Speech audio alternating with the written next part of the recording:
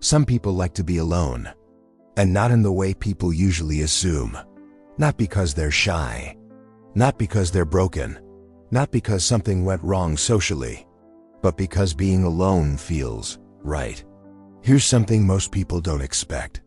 People who like to be alone are often not lonely at all. In fact, many of them feel most overwhelmed when they're around too many people for too long. Not emotionally overwhelmed, energetically overwhelmed. It's subtle, but it's constant. They can enjoy conversations, they can laugh, they can show up, and still feel a quiet sense of relief the moment they're finally by themselves again. If that sounds familiar, it's not a flaw. It's information. People who like to be alone are usually very aware of how their inner world responds to stimulation. They notice when something drains them, even if it looks normal on the outside. They notice when a conversation starts to feel heavy, when small talk begins to feel loud, when being on takes more effort than it gives back. And most of the time, they don't talk about this. They just adjust. They leave early, they decline invitations. They create space without explaining why.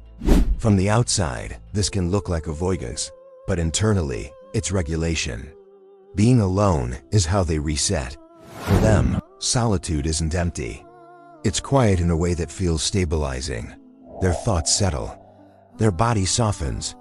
Their mind finally has room to move at its own pace. This is something people often misunderstand. They think liking to be alone means disliking people. But that's rarely true. Most people who enjoy solitude actually care deeply about others. They just don't want constant interaction layered on top of their awareness. Because they notice everything: tone, mood shifts, unspoken tension. They're not just hearing words, they're reading the space between them. And that kind of attention costs energy, even when the interaction is positive. So alone time becomes necessary, not optional. Many people who like to be alone learned early how to sit with themselves. Sometimes because no one was available. Sometimes because they were expected to manage on their own. Sometimes simply because they had a rich inner world that didn't need much external input. Over time, being alone stopped feeling strange. It started feeling familiar. And once something feels familiar, forcing yourself away from it feels unnatural. That's why being around people for too long can feel disorienting for them. It pulls them outward when their balance comes from being inward. Not withdrawn, not disconnected, just internally grounded. They're not trying to disappear. They're trying to stay regulated, and that distinction matters. Because when people who like to be alone ignore this need, they don't become more social. They become more tired, more irritable, less present, less themselves. Which is why, at some point, many of them stop apologizing for it. They realize that solitude isn't something they need to justify. It's something they need to respect. And that realization quietly changes how they move through the world. Which leads into something deeper about how they relate to others, and why their relationships often look different from the outside. When people who like to be alone do form relationships, they often do it differently. They don't need constant contact to feel connected. They don't measure closeness by how often they talk or how quickly someone replies. For them, connection isn't about frequency, it's about depth. This can confuse others. Someone might think they disappeared, when in reality, nothing changed internally. The bond still feels intact to them. They just return to themselves for a while. People who like to be alone tend to carry relationships quietly. They don't need to check in constantly to reassure themselves that something still exists. Once a connection feels real, it doesn't vanish just because there's space. That's why they're often very selective. They don't want many relationships. They want the right ones. They prefer people who don't demand explanations for silence. People who don't take space personally. People who understand that quiet isn't distance, it's maintenance. Because for them, being alone is not a rejection of others. It's how they preserve the parts of themselves they bring into relationships in the first place. Without solitude, they lose clarity.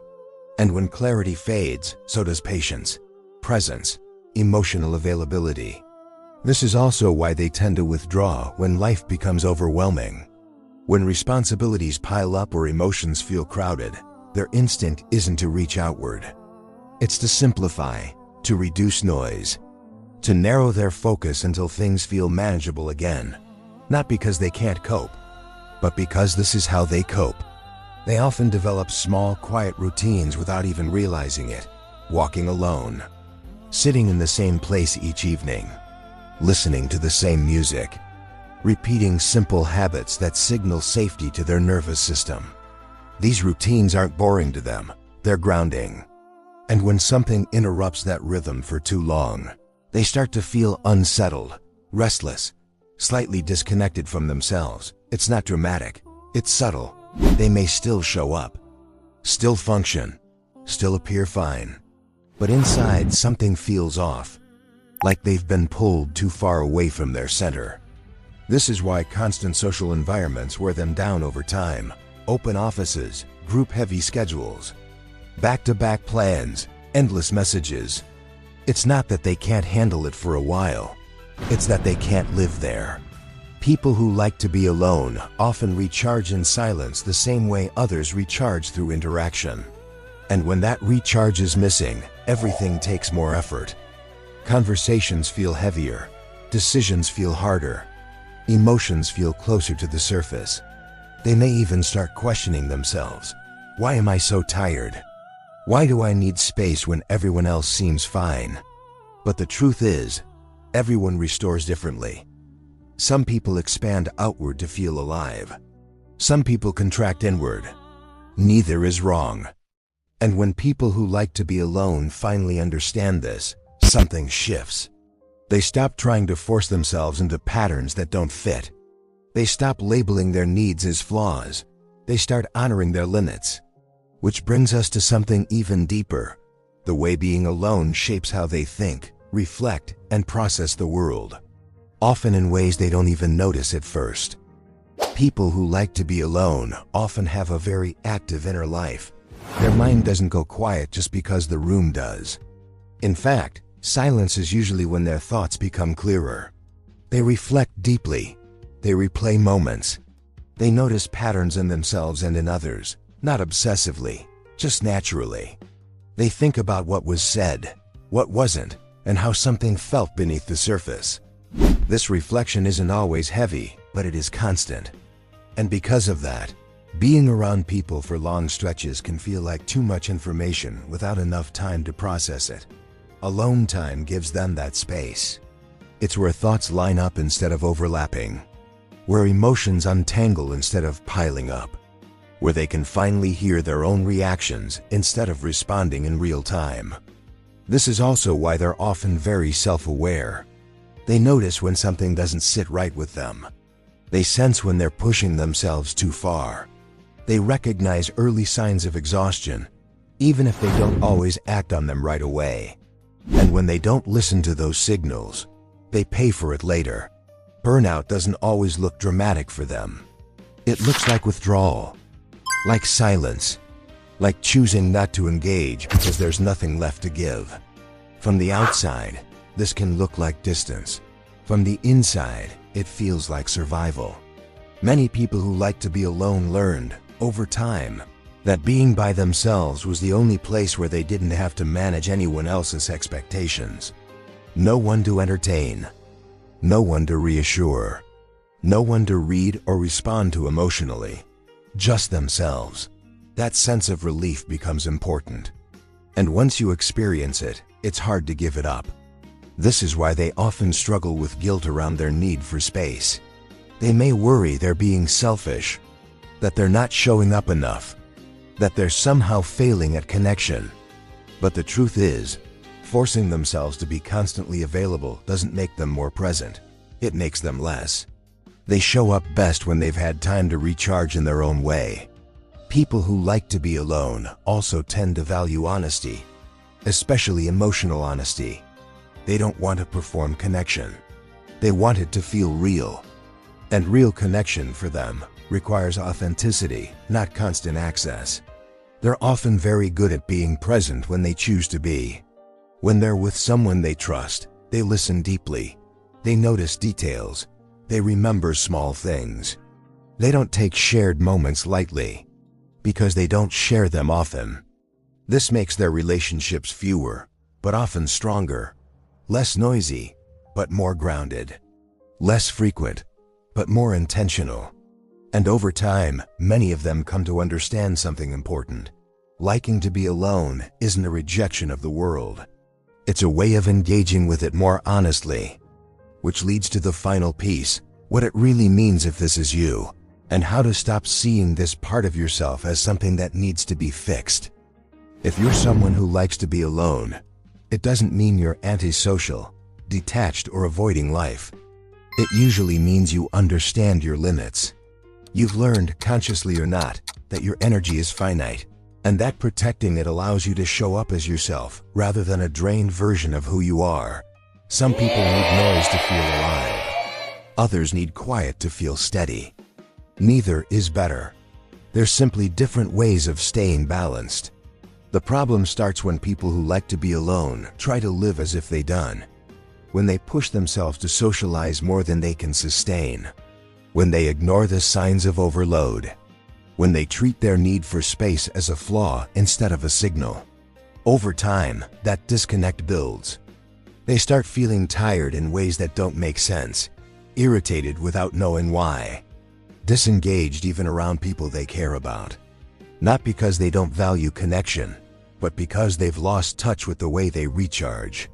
And eventually, they retreat, not as a preference, but as a necessity. What changes everything is understanding that liking to be alone isn't something to overcome. It's something to work with. When you allow yourself space without guilt, your relationships often improve.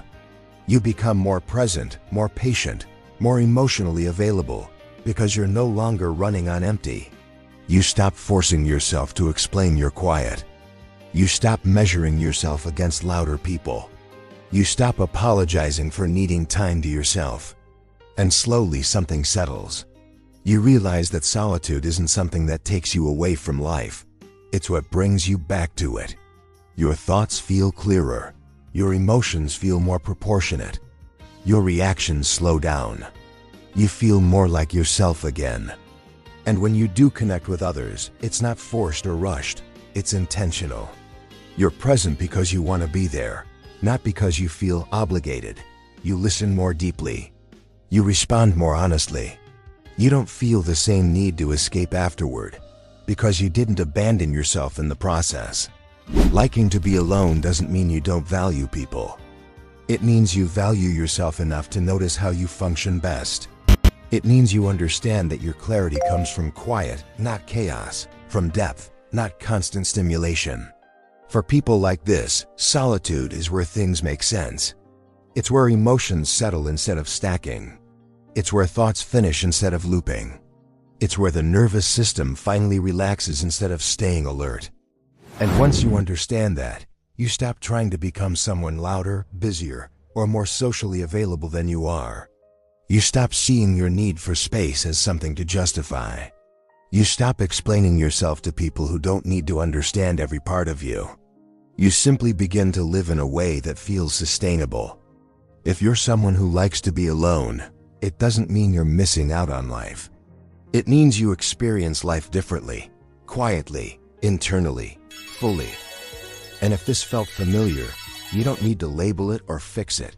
You can just notice it, respect it, and give yourself the space you've always known you needed.